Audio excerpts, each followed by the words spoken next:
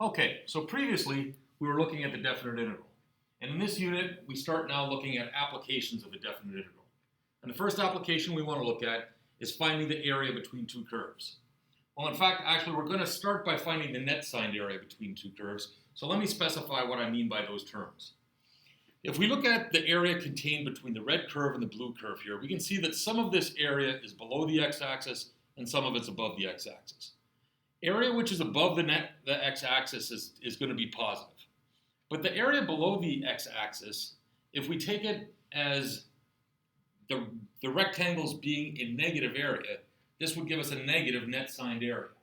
So if I try and calculate the net signed area of this purple region, I'm going to have a positive number added to a negative number, and so this negative area is going to detract from the overall area. That means if I want the actual whole area of this, I have to figure out this area, then I have to figure out this area and multiply by -1 and add it to that area. That's a more difficult process, and we'll get to that later. But for now, we're going to content ourselves with just finding the net signed area between these two curves. And finding the net signed area between two curves is fairly straightforward. The formula is given here.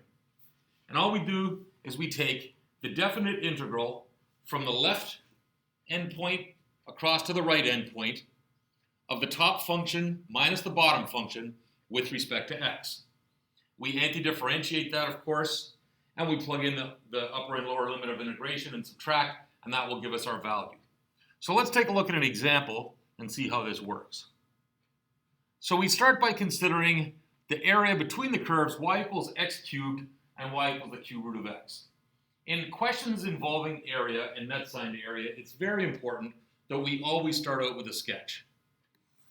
So I've made one here. Make your sketch nice and big so that you can see what's going on. And remember to shade in the area that you're interested in finding. So here, we want to find the area of this red shaded region. Well, in order to find that area, the first thing we're going to need to do is decide what are the limits of integration. In other words, we're integrating from where to where. It seems pretty obvious that this one's 0. We'll test that in a minute to make sure. But we got to figure out what this point of intersection is. So in order to find the points of intersection of two curves, we set the two curves equal to each other and we solve.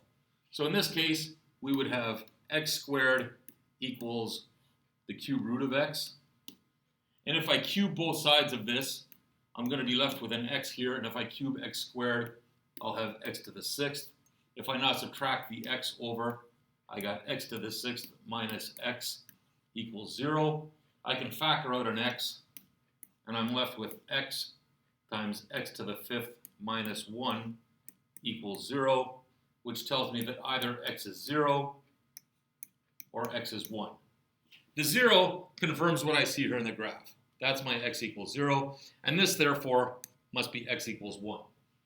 So we want the area between the curves cube root of x and x squared on the interval 0 to 1. So we do exactly what the formula up here says.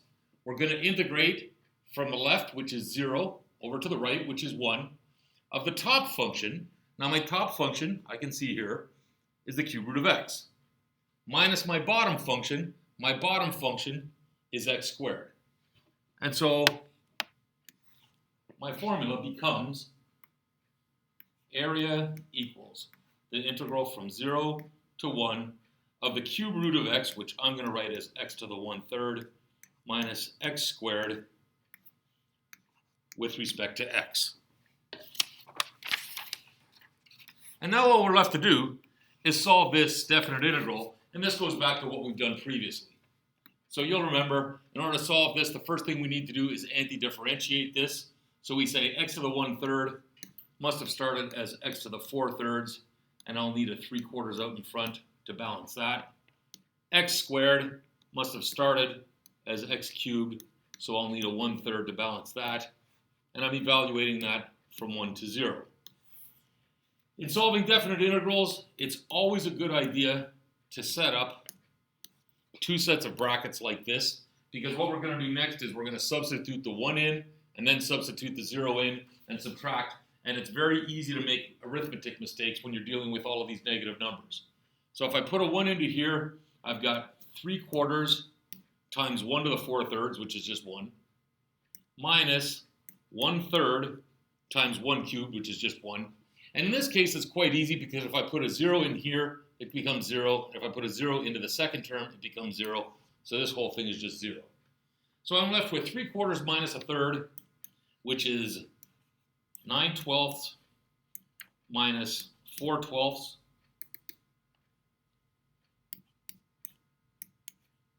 which gives me my final answer of 5/12.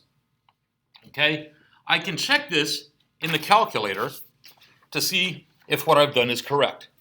So let me get the calculator up here. And what we'll do here, of course, is we'll start by graphing these functions.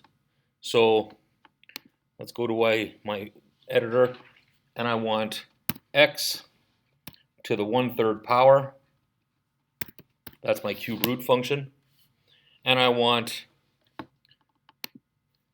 x squared. So that's the two curves I'm looking at. This is not a very friendly window, so I'm going to stretch this up so I can see it a little bit better. That's a little easier to see. And I might turn that bottom number down a little bit because I'm not really interested in what's going on down there. So now I got a better view of this. X squared is my red function, that's my bottom function. Cube root of x is my blue function, that's my top function. And I wanted to get the area between these two. So if I want to test this on the calculator, if I want to check my answer, I can do this by going into the menu, analyzing the graph, and what I want to find is a bounded area. So I bring this bounded area function up, and it's asking me for a lower bound. Well, my lower bound is this point of intersection right here at 0. So I'll click that. Now it's asking me for an upper bound. My upper bound is this point of intersection up here. I'll click that. And I see that my answer is decimal 417. So the calculator is telling me that this area is decimal 417. It'd be great if that was the same answer I got. The answer I got, when I go back and look, was 5/12. So the only thing left to do is to see if 5/12 equals decimal 417. And I can just go to a different window here, and I can evaluate 5/12. And it is, in fact, decimal 417. So our two answers agree. So once again, in summary, to find the area between two curves, I take the integral from the left bound to the right bound of the top function minus the bottom function with respect to x, and that will give me the net signed area. Now in this case, because my whole area was positive, the net signed area and the signed area are the same thing.